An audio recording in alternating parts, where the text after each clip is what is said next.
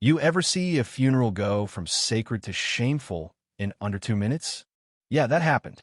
If you think America's military honor can't be shattered in a heartbeat, you haven't seen what I saw at Arlington National Cemetery one gray March morning, a black woman in full dress uniform, general stars sharp as razors on her shoulder, pinned to the ground by a white patrol cop who figured the only thing he needed to justify his gun was the color of her skin.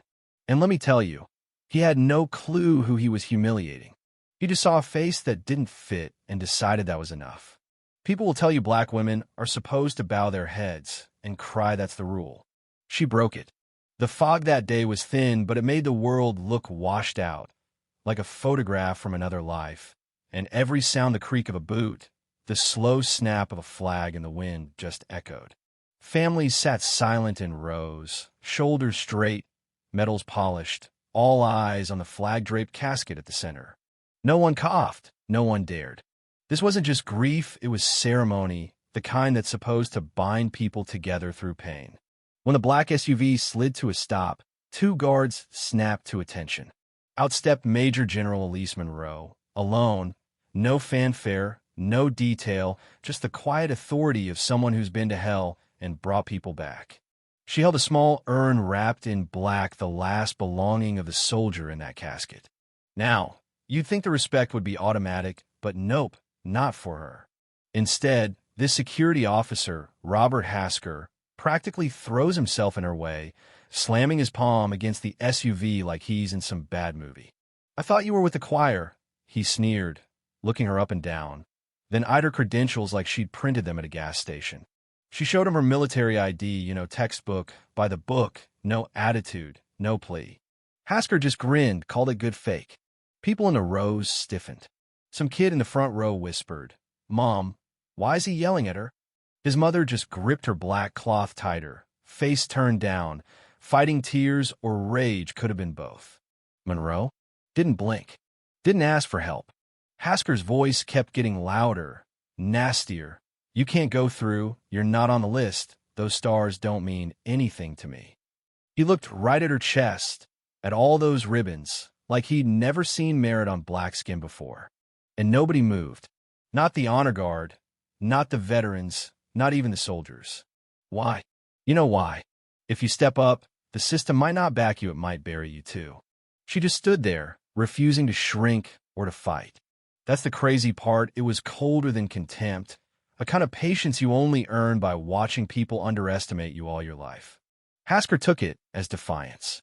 He snatched her ID right out of her hand, holding it up to the sunlight, flipping it, sneering, then spat, missing her boots by an inch.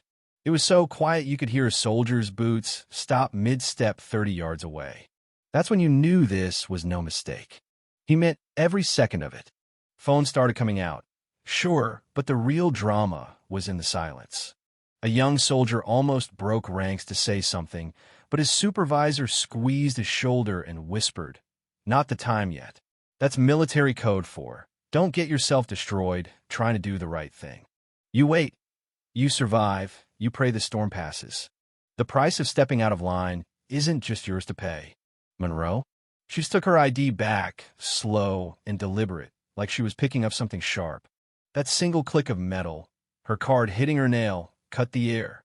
She turned away, didn't give him the satisfaction of anger or tears, just let him stew in the mess he made. And then, just as everyone thought she'd been defeated, the mother from the front row stood, didn't look at Hasker, didn't say a word, just nodded at Monroe and walked toward the casket. Something unspoken passed between them, a ritual rewritten on the spot. But Hasker couldn't let it go. He growled, "Stop right now." And when she didn't, he reached for his gun. "Yeah, you heard me, in the middle of a military funeral." Dude drew his Glock and pointed it at her chest. Everyone froze. The wind seemed to die. Monroe didn't move, not forward, not back.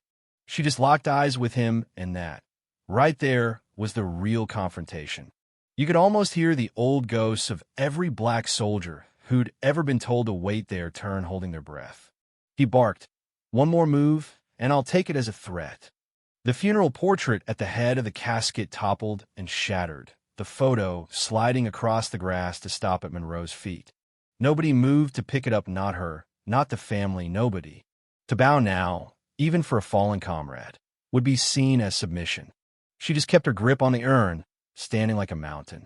Then, in a voice so calm you could barely hear it, she said, "If I die here, the whole country will know why." The line landed like thunder, and for a split second, you could feel every heart in that place skip. Not a threat of promise, a record of fact. And Hasker knew it. His hand stayed steady, but his eyes started to crack.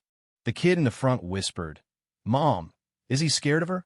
That's the real question, isn't it? Power, when it feels itself slipping, becomes fear, and fear with a gun in its hand is a dangerous, stupid thing. A drone hovered overhead. No one even knew where it came from, just zoomed in, capturing Hasker's every twitch. Across the crowd, soldiers quietly unrolled a backup flag, just in case. Nobody brings a second flag unless they know the first one might get desecrated.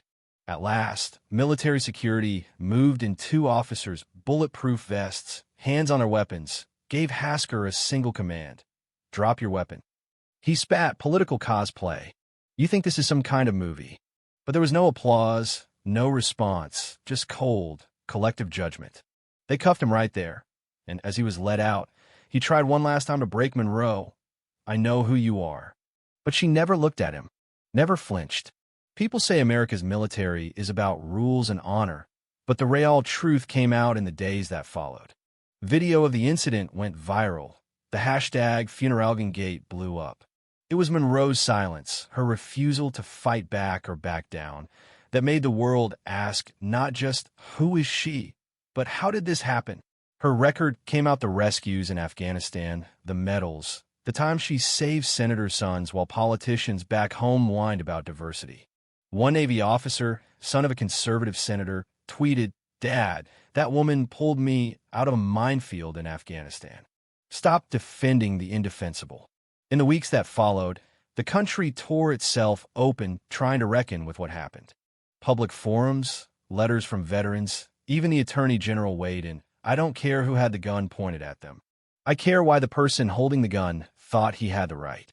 The cop's defense was razor sharp, all about "I felt threatened," as if that justified anything.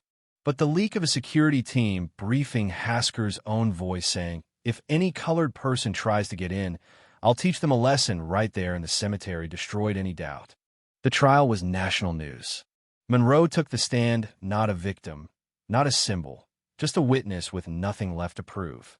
She stood in uniform, medals on display, and when asked why she didn't fight back, she said, "If the public is angry, they're angry for me. I'm too busy standing still, so they don't have to bow to a system already collapsed." Hasker was sentenced to life without parole. No cheers, no tears. Just a courtroom of people realizing the only thing more dangerous than violence is silence. But the impact didn't end there.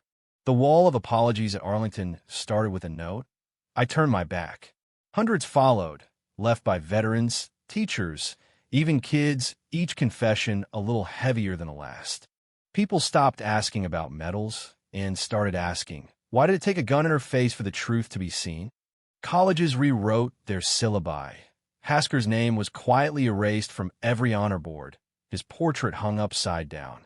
His legacy: fear, humiliation, and a system that protected him was scrubbed away, but the stains remained. Monroe never spoke to the press.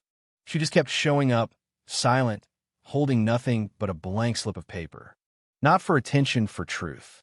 Because sometimes the only answer to injustice is to stand where you're supposed to, no matter who tells you to move. And that's what stuck: not the scandal, not the verdict, but the fact that a woman's refusal to bow forced an entire country to look at itself and ask what honor really means. So here's the question. Do you think silence is complicity, or is it just survival? Do you believe justice can be reclaimed, or is it already gone when you need it most? Tell me below, because if you were standing there that morning, would you have spoken up, or just turned away like everyone else?